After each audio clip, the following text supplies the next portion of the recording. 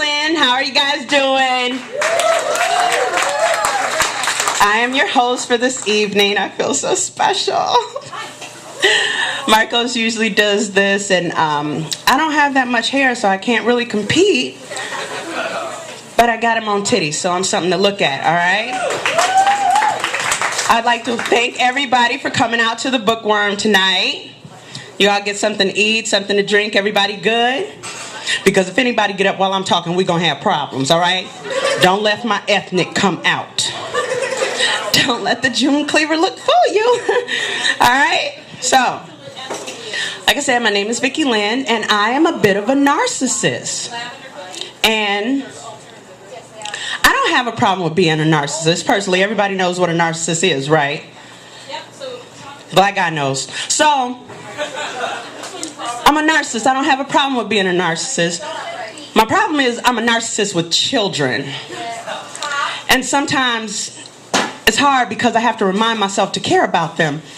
And it doesn't always work. Case in point, when they were younger, we were doing a little picnic thing, you know.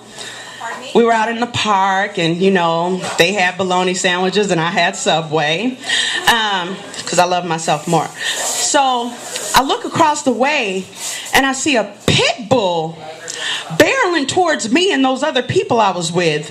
And I did the only thing I could think to do. You know, my natural instincts kicked in and I took off running.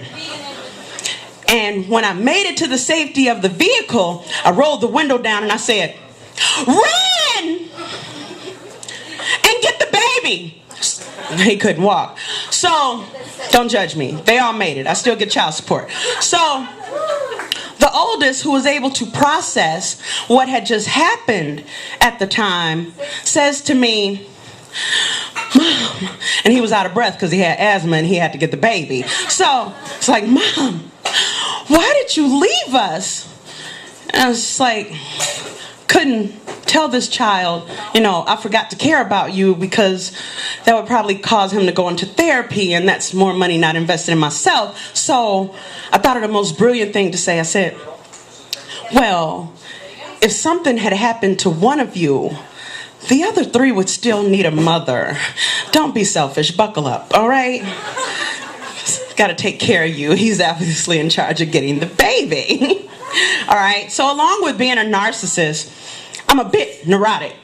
Yeah, me. I know you're looking at me and it's like, she's got it all together, her clothes match. No, I'm seriously neurotic, and you can hear that in my voice because I'm panicking right now because I know you all staring at my boobs and not paying attention to a word I'm saying.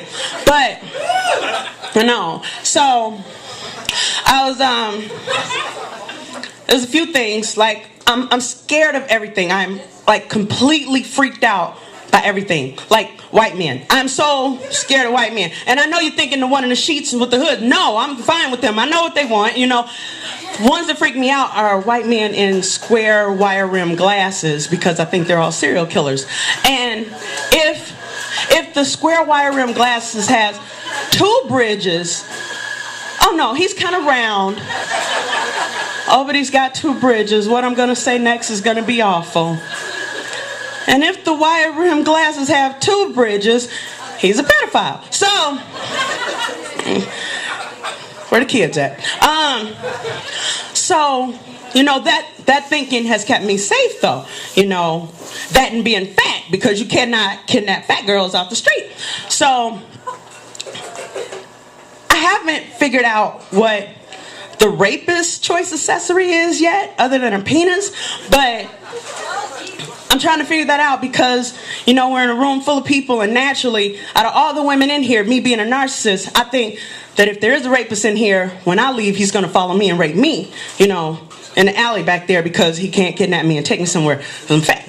And I'm not worried about the rape per se, because, like I said, I have 4 kids. I probably wouldn't feel it. But my problem comes from, like, what if the rapist is, like, judgmental, or he ridicules me or something? Like, what if I got a hole in my panties, or I'm wearing Spanx, and he kind of, like, looks at me and shakes his head and then proceeds?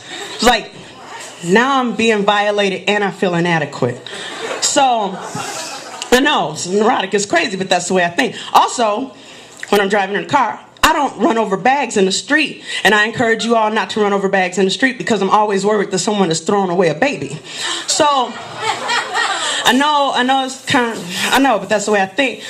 I once hit a raccoon, and I screamed for 30 miles down I-90, and since a baby is pretty much more important than a raccoon, that would probably be 60 miles of screaming, right? So, we don't want that, and it's not like girly screaming like, oh my God, oh my God. No, it was like, anybody see that movie Raising Arizona? If you're old enough? It was like Forsyth and Goodman screaming in Raising Arizona like, ah, down the street. So I don't think my voice box could take 60 miles if I ran over a baby. So also, I live in Beloit, Wisconsin. I know a couple of you have heard of it. John knows. He had to drive there and get me. He had to put it in his GPS, and his GPS said no. So I'm worried that if the apocalypse comes or World War III breaks out, and which I'm sure all you white people are going to blame Obama for, but I'm sure if something like that happens, don't fist bump. I'm sure if something like that happens, that no one is going to say, call and check on Beloit, Wisconsin. And I'm also worried that if someone does say, call and check on Beloit, Wisconsin, the person who gets the order is going to be like, no. So, and he'll probably be like, well, you know what, I've heard of Janesville, Wisconsin, and he'll only remember that because vice presidential candidate, what's his name? See, I don't even know. Paul Ryan was from Janesville, Wisconsin. You people are educated. So, yeah, because in Beloit, we don't really have a line of defense except for the high school JROTC, and I can probably take a few of them. I've seen them. Seriously, so I've been watching Doomsday Preppers because no one is going to say, call and check on Beloit, Wisconsin. I'm on my own.